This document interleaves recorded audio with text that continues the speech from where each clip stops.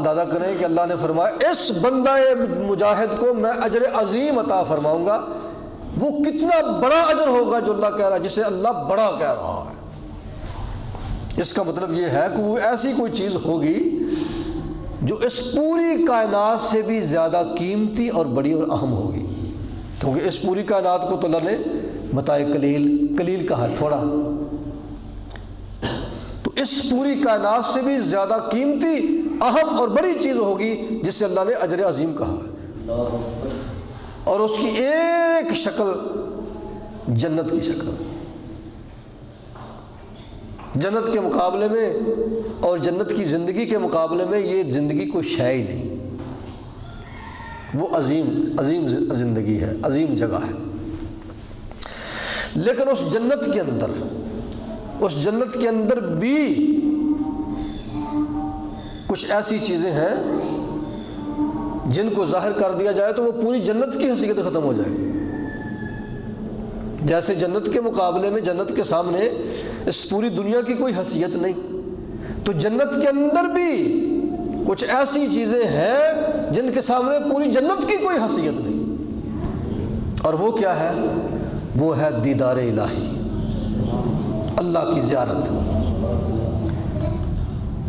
وہ اس سے، جنت سے بھی زیادہ، اس دنیا سے جنت عظیم ہے، اور اس جنت کے اندر پھر سب مقامات سے زیارت الہی جو وہ سب سے عظیم ہے، وہ بڑی کمال کی چیز ہے، وہ عظیم و شان چیز ہے. اس کے سامنے، اللہ کی زیارت کے سامنے جنت کی حیثیت ہی کوئی نہیں.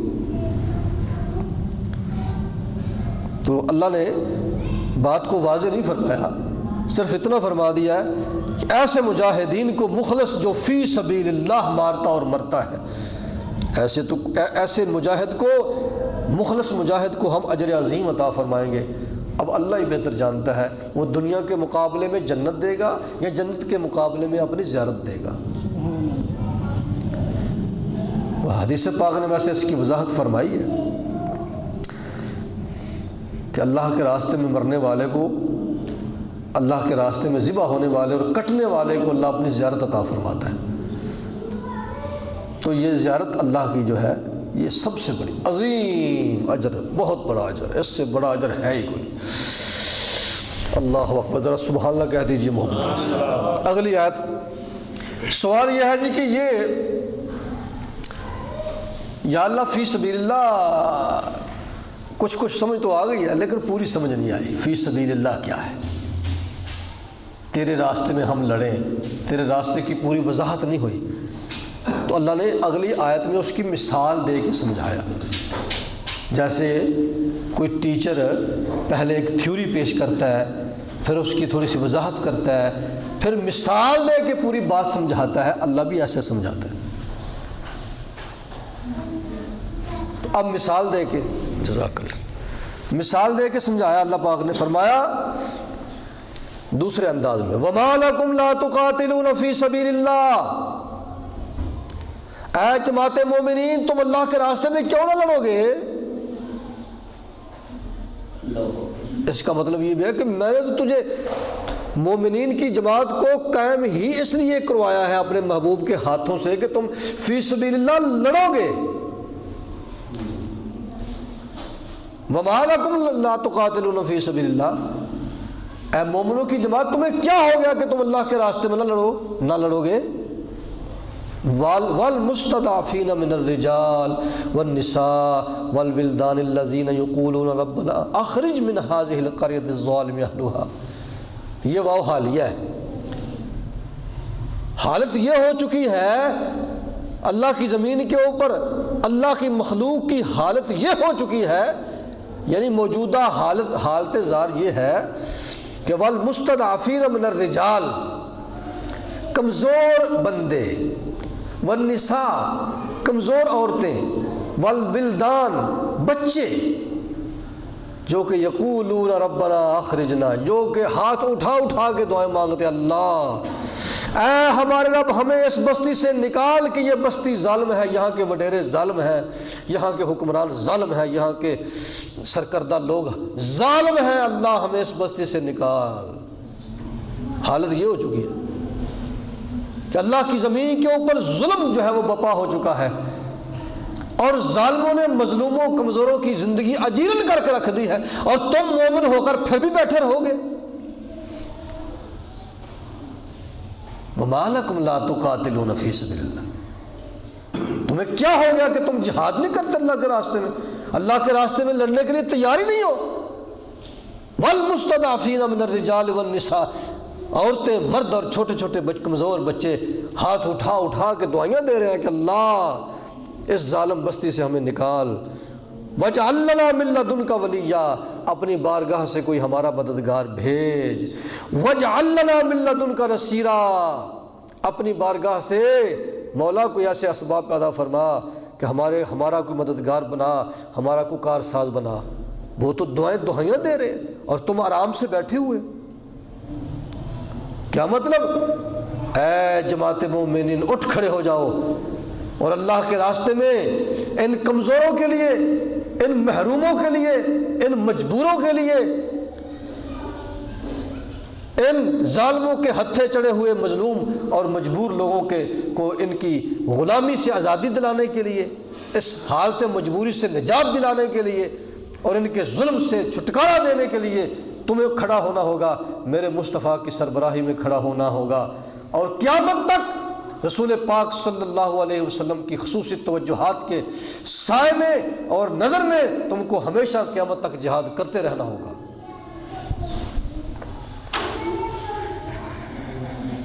یہ مومن کی شان کے خلاف ہے کہ مومن کے سامنے ظلم ہو رہا ہو اور مومن جو ہے وہ ہاتھ باندھ کے آرام سے بیٹھا ہوا۔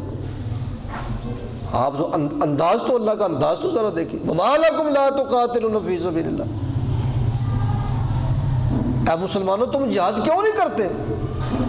تمہارے سامنے یہ ظلم ہو رہا ہے، تمہارے سامنے یہ ساری صورتحال ہے، آنکھوں سے دیکھ رہے ہو، کانوں سے سن رہے ہو، اور پھر آرام سے بیٹھے ہوئے۔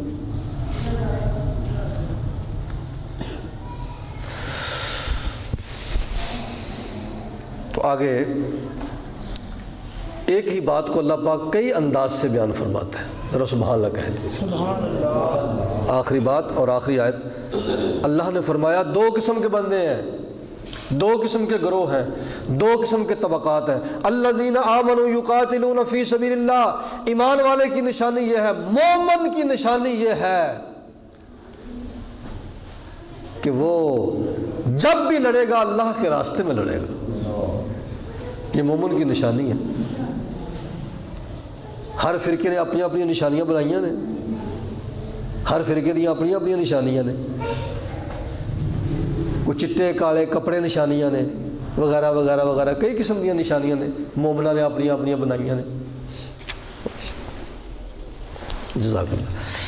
ہر مومن نے اپنی، ہر طبقے نے، ہر فرقے نے اپنے اپنی مومنوں کی نشانیاں بنائی، لیکن جو قرآن میں اللہ فرماتا ہے نا مومن کی نشانی وہ یہ ہے، الذین آمنوا، مومن تو اس وقت ہوگا یقاتلون فی سبیل اللہ، جب بھی لڑے گا اللہ کے لیے لڑے گا، ورنہ آرام سے بیٹھا رہے گا۔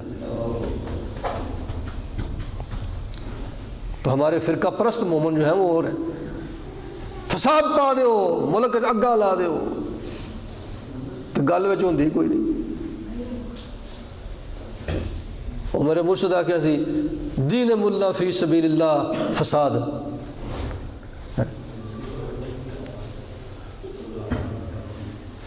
تو جہاد کی جگہ فساد۔ ایمان کی نشانی، مومن کی نشانی یہ ہے کہ وہ لڑتا نہیں، لیکن جب لڑتا ہے فی سبیل اللہ، اللہ کے راستے میں لڑتا۔ اور اللہ کا راستہ سمجھ آ گئی نا پچھلی آیتوں میں؟ اللہ کا راستہ کیا ہے؟ مظلوموں کی مدد کے لیے، مقہوروں کی حمایت کے لیے، جن کے حقوق سلب کر لیے گئے ہیں ان کے حقوق کی ادائیگی کے لیے لڑتا ہے مومن، یہ ہے فی سبیل اللہ۔ مجبوروں، مقہوروں، مظلوموں، ان کی مدد کے لیے لڑنا، یہ ہے فی سبیل اللہ، اللہ کا راستہ۔ تو ضمن میں نے عرض کر کہ ہر مسلک کا اپنا اپنا فی سبیل اللہ، لیکن قرآن کا اپنا فی سبیل اللہ۔ والذین کفروا یقاتلون فی سبیل الطاغوت، کافر کی نشانی یہ ہے کہ وہ جب بھی لڑتا ہے طاغوت کے راستے میں لڑتا ہے، اللہ کے باغیوں کی حمایت میں لڑتا ہے، اللہ کی بغاوت میں لڑتا ہے، انسانیت کشی کے لیے لڑتا ہے، انسانیت کو دبانے کے لیے لڑتا ہے، اللہ کی مخلوق کو محروم کرنے کے لیے لڑتا ہے ان کے حقوق سے، لیکن مومن جب بھی لڑتا ہے وہ اس کے برعکس دوسری صورت میں لڑتا ہے۔ فقاتلوا اولیاء الشیطان، ان انسانیت کے دشمنوں اور ان شیطان کے دوستوں سے لڑو مسلمانوں۔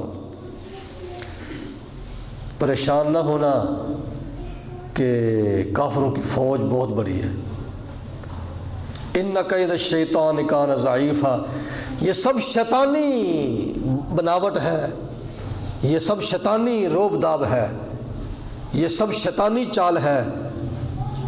یہ شیطانی چال بہت کمزور ہوتی ہے۔ جب تم اللہ کے بھروسے پہ میدان میں کھڑے ہو جاؤ گے، ڈٹ جاؤ گے، تو یہ سب شیطانی شوشاں سب ختم ہو کے نیچے گر جائے گی، اور اللہ تمہیں کم ہونے کے باوجود میدان بدر میں کامیابی عطا فرما دے، کیونکہ ان کید الشیطان، یہ شیطان کا بن بنا جو ہوتا ہے، ولولا جو ہوتا ہے، کان ضعیفہ، بڑا کمزور ہوتا ہے۔ مومن بظاہر کمزور نظر آتا ہے، لیکن حقیقت میں وہ طاقتور ہوتا ہے، کیونکہ وہ اللہ کے راستے میں ہوتا ہے۔ کافر بظاہر بڑا طاقتور ہوتا ہے، لیکن وہ حقیقت میں کمزور ہوتا ہے، کیونکہ وہ شیطان کے راستے میں ہوتا ہے، طاغوت کے راستے میں۔ طاغوت کا مختصر تعارف یہ ہے، ہر وہ عدالت جو اللہ کے حکم کے مطابق فیصلے نہیں کرتی، ہر وہ حکمران جو اللہ کے قاعدے قانون اور اللہ کے دین کے مطابق فیصلے نظام نہیں چلاتا ملک کا، ہر وہ سیاسی جماعت جو اللہ کے قانون کے نفاذ کے لیے کوشش نہیں کرتی، یہ سب طاغوت ہے، چاہے ان کے سر کے اوپر بڑے بڑے امامے ہوں اور لمبی لمبی داڑیاں کیوں ہوں۔ طاغوت اللہ کے نظام قرآن اور اس کے دیے ہوئے نظام اسلام کے مخالفین کو طاغوت کہتے ہیں۔ آپ قرآن کا گہری نظر سے مطالعہ کریں، آپ کو سمجھ آئے گی۔